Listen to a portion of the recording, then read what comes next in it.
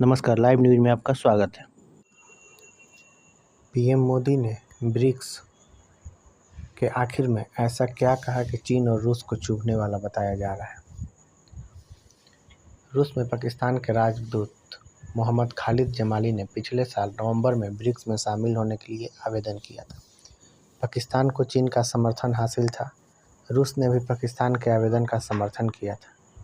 रूस के उप प्रधानमंत्री एलेक्सेई ओवरचुक ने पिछले महीने पाकिस्तान के विदेश मंत्री इसहाक डॉर के साथ प्रेस कॉन्फ्रेंस में कहा था, हमें खुशी है कि पाकिस्तान ने ब्रिक्स की सदस्यता के लिए आवेदन किया है।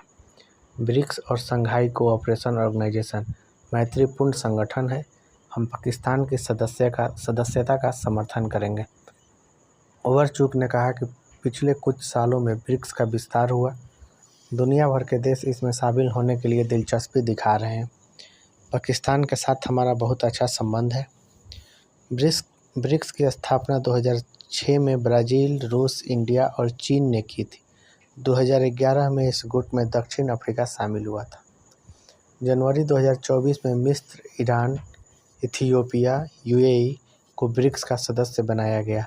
हालांकि सऊदी अरब को भी शामिल होने के लिए आमंत्रित किया गया था, लेकिन अभी हो नहीं पाया है।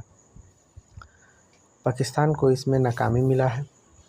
पाकिस्तान को शायद पहले से अंदाजा था कि भारत उसकी सदस्यता को लेकर सहमत नहीं होगा। बुधवार को पीएम मोदी ने रूस के कजान में ब्रिक्स के 16वें समिट के समापन सत्र में जो कुछ भी कहा, उससे ये स्पष्ट भी हो गया। पीएम मोदी ने कहा कि भारत ब्रिक्स में नए सदस्यों का स्वागत करता है, लेकिन इससे जुड़े हर फैसले सर्वसम्मति से होने चाहिए। भारत ब्रिक्स का संस्थापक देश है और किसी भी नए सदस्य को शामिल करने में भारत की सहमति जरूरी है। पीएम मोदी ने ब्रिक्स के विस्तार को लेकर भारत के रुख को स्पष्ट कर दिया। पीएम मोदी ने कहा कि जोहान्सबर्ग में हमने जिस प्रक्रिया और सिद्धांत को स्वीकार किया था, उसका पालन होना चाहिए। 30 से ज़्यादा देशों ने ब्रिक्स में शामिल होने के लिए दिलचस्पी दिखाई है। इनमें पाकिस्तान, श्रीलंका, तुर्की, मलेशिया, अजरबैजान, कोलंबिया भी शामिल है। पाकिस्तान से भारत के संबंध ऐतिहासिक रूप से खराब है। यहाँ तक कि दोनों देशों के बीच राजनयिक संबंध भी नहीं है। दूसरी अहम बात यह है कि भारत ब्रिक्स में ऐसे देशों को शामिल करने से परहेज करेगा जिनकी वफादारी चीन से है। पाकिस्तान और चीन के संबंध किसी से छुपे नहीं हैं। भारत नहीं चाहता कि ब्रिक्स एक ऐसा मंच बने जहाँ चीन का दबदबा हो। पाकिस्तान के अंग्रेजी अखबार डॉन ने लिखा है कि चीन और भारत के बीच समाचार पर तनाव कम हो रहा है, सीमा पर तनाव कम हो रहा है। ऐसे में पाकिस्तान के लिए ब्रिक्स की राह आसान हो सकती है। पाकिस्तान को उम्मीद है कि चीन और भारत के संबंध अच्छे होंगे तो भारत को पाकिस्तान के मामले में सहमत कराया जा सकता है। पाकिस्तान को कौन रोक रहा है? पाकिस्तान के विदेश मंत्रालय की प्रवक्ता मुमताज़ जहरा बलोच ने इस्लामाबाद में प्रेस कॉन्फ्रेंस में कहा था, हम उम्मीद करते हैं कि पाकिस्तान के अनुरोध पर विचार किया जाएगा और ब्रिक्स को समावेशी बनाना है तो यह जरूरी है। कजान समिट में ब्रिक्स के पार्टनर देशों की भी घोषणा की गई है और पाकिस्तान का नाम इसमें भी नहीं है।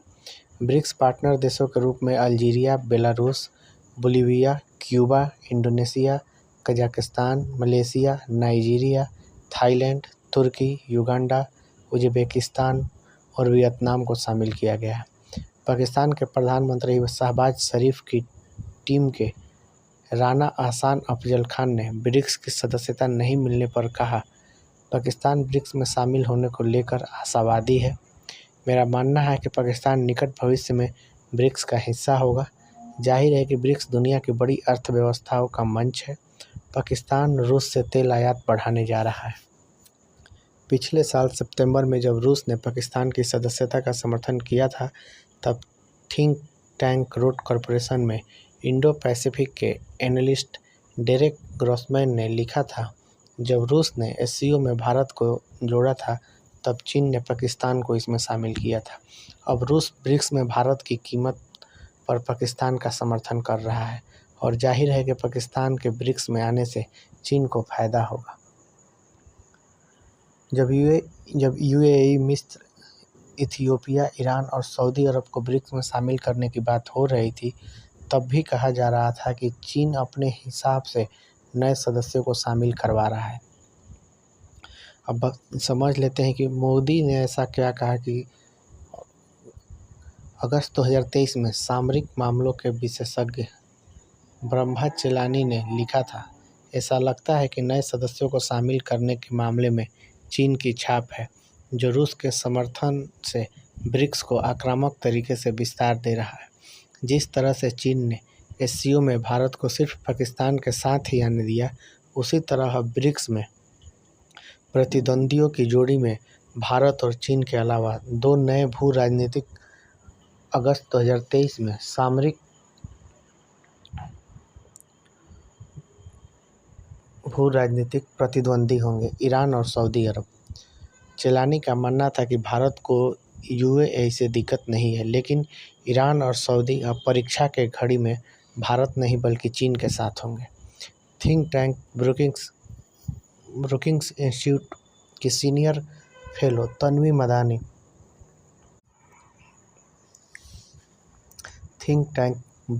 इंस्टीट्यूट की सीनियर फेलो तन्वी मदानी मानती हैं कि कजान में ब्रिक्स समिट के समापन भाषण में पीएम मोदी ने जो बातें कही वो रूस और चीन को खुश करने वाली नहीं थी। तन्वी मदान ने पीएम मोदी के समापन भाषण को शेयर करते हुए लिखा है, मोदी सी बैठक को तवज्जो मिलना लाजमी है, लेकिन पीएम मोदी ने ब्रिक्स के समापन भाषण में जो कुछ कहा वो काफ़ी दिलचस्प है। पीएम मोदी ने अपने भाषण में रेखांकित किया है कि भारत ब्रिक्स से क्या चाहता है, लेकिन साथ में ही चीन और रूस जो करना चाहते हैं उसे लेकर अपनी चिंताएं भी बता दी। पीएम मोदी ने समापन भाषण में कई ऐसी बातें कहीं जो पुतिन और शी जिनपिंग के लिए असहज करने वाली रही होगी। पीएम मोदी ने कहा कि ब्रिक्स को अंतर्राष्ट्रीय संस्थानों में सुधार के लिए आवाज़ उठानी चाहिए। जाहिर है कि भारत यूएनएससी में अस्थायी सदस्यता की मांग कर रहा है, लेकिन चीन समर्थन नहीं करता है। पीएम मोदी ने कहा कि भारत संवाद और डिप्लोमेसी का समर्थन करता है, न कि युद्ध का। जाहिर है कि रूस ने यूक्रेन पर हमला किया है और 2020 में चीनी सैनिकों की भी गलवान में भारतीय सैनिकों से हिंसक झड़प हुई थी। पीएम मोदी ने कहा कि आतंकवाद विरोधी लड़ाई और आतंकवाद के वित्त पोषण में हमें एक आगाज में बोलना चाहिए। ऐसे मुद्दे पर दोहरा मानदंड नहीं होना चाहिए। जाहिर है कि भारत ने कई बार यूएन में 26/11 मुंबई हमले से जुड़े लश्कर के साजिद मीर को संयुक्त राष्ट्र में आतंकवादी घोषित कराने की कोशिश की तो चीन ने रोक दिया था। पीएम मोदी ने कहा कि ब्रिक्स को साफ संदेश जाना चाहिए कि ब्रिक्स कोई बांटने वाला संगठन नहीं है, बल्कि मानवता के हित में काम करने वाला संगठन है। नरेंद्र मोदी ने यह भी कहा कि ब्रिक्स वैश्विक संस्थानों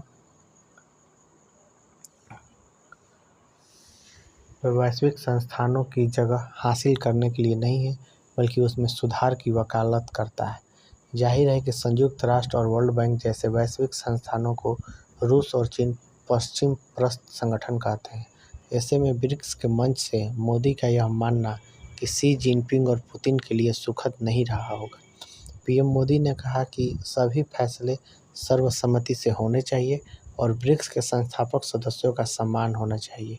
जाहिर है कि चीन और रूस पाकिस्तान को ब्रिक्स में शामिल कराना चाहते थे, लेकिन भारत नहीं चाहता था। आज के लिए इतना ही। वीडियो पसंद आया तो चैनल को लाइक और सब्सक्राइब जरूर करें।